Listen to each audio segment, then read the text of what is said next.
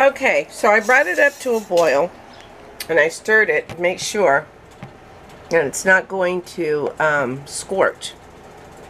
And then I have my sugar already pre-measured.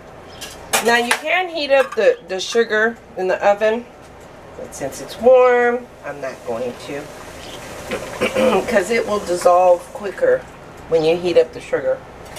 That's just another technique that you could use. It's been a while since I really started cooking again. I'm gonna dip that in there because there's some sugar in there. Yeah, just gonna go ahead. Nice and purple. And I got on purpose these colored towels because of this. So, very handy.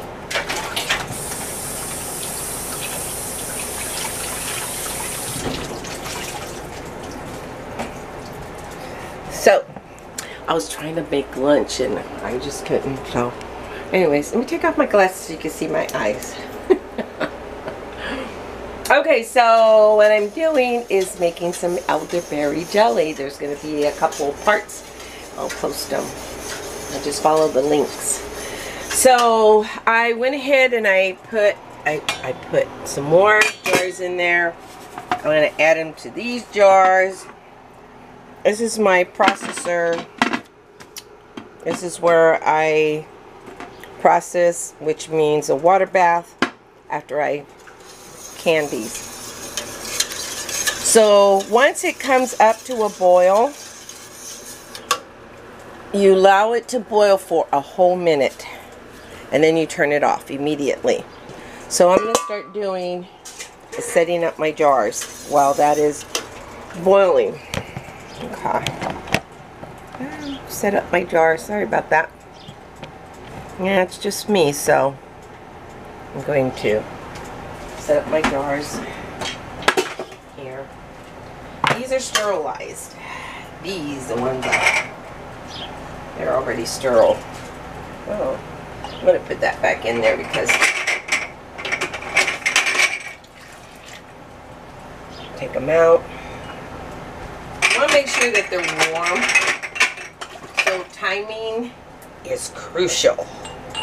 All that is warm. Okay. Because you're going to put them in the water bath immediately.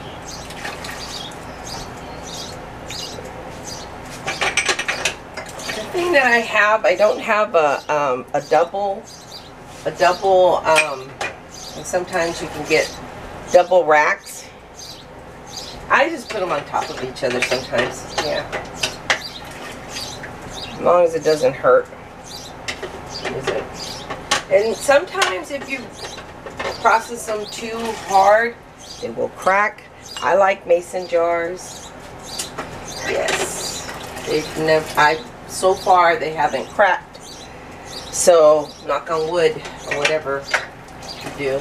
So, the ball or the mason. I should say ball. I use the ball ones.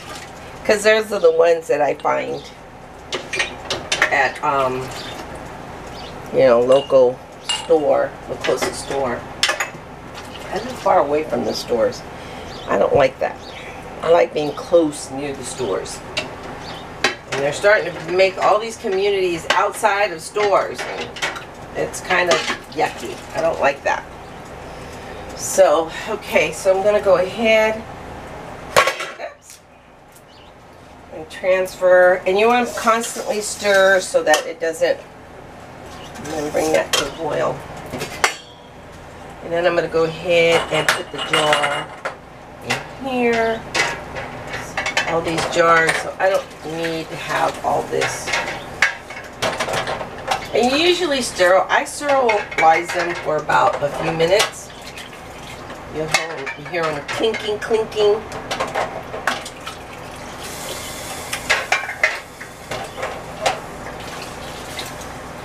I mean, you can can like your foods. If you're a trucker, you can can your foods. So let's see how I have them in there. You can can your foods and you can take them along with you on the truck. And then you could just have like soups. You don't have to buy your food. I like buying my food at the truck store. I'm one of those. I feel special when I do that. But for those who like to, you know, who are economy, I'm not economical, I'm sorry. I'm terrible. I'm terrible when it comes to hey, I figure like this, if I buy something, I'm contributing to the economy, which is bad. But I guess we're supposed to buy our food. You can also go to the food bank and get some food there. You can do some canned whatever. And fermented foods you can take on the truck with you. I like eating. When I was a kid, you couldn't get me to eat anything. But I'm a foodie kind of gal, so oh well. This is going to take a while to boil. I have my jar and my tongs. Make sure you have these kind of tongs. These are jar tongs, whatever. Yeah. And then, yeah. And then I'm just going to, yeah, that's what I'm going to do. Okay, I'll show you in the next clip on how to process them. Okay? Or how to jar them. I'm waiting for this to bring to a boil, and then I'll show you. Okay?